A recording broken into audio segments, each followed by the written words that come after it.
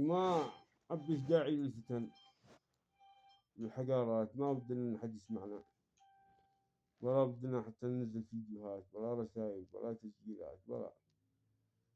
إنسان هذا ملعون يعمل أعمال ما تعملها شي شياطين، هذا الملعون المشرك.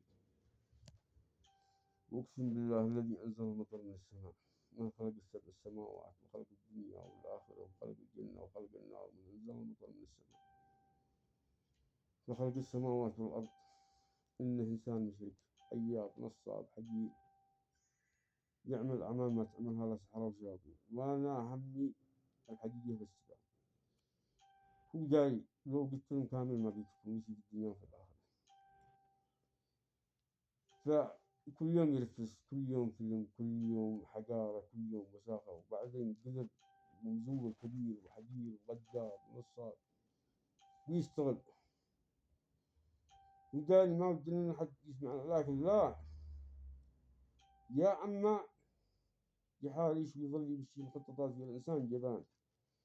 لو يوم هكذا ما بيشتغلوا إلا يفلحوا المهدات من مرة التلفزيون. وأقسم بالله الذي أنزل المطر من السماء ومن خلق السبع السماوات والأرض والدنيا والآخرة والجنة والنار، يوم نبعث عنده بعد الحساب إنهم مشركين وكفروا إلى جهنم يمسحوا أي حاجة من قبل ما يقع في جسمهم هواء في الموت حتى بعد الحساب. أو جيني من الخير ولا شر من يوم ما في جسمهم هواء في الموت لأنه جميع خلق الله حتى بعد الحساب. أو يستغلوا أو يغدروا أو يكذبوا أو يخدعوا.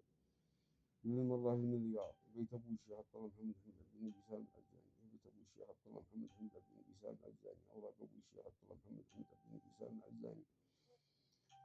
فلا عاد يستغلوا طيبه ولا، ونقول له موتني حقير. فلا عاد يكذبوا على عيال أخوه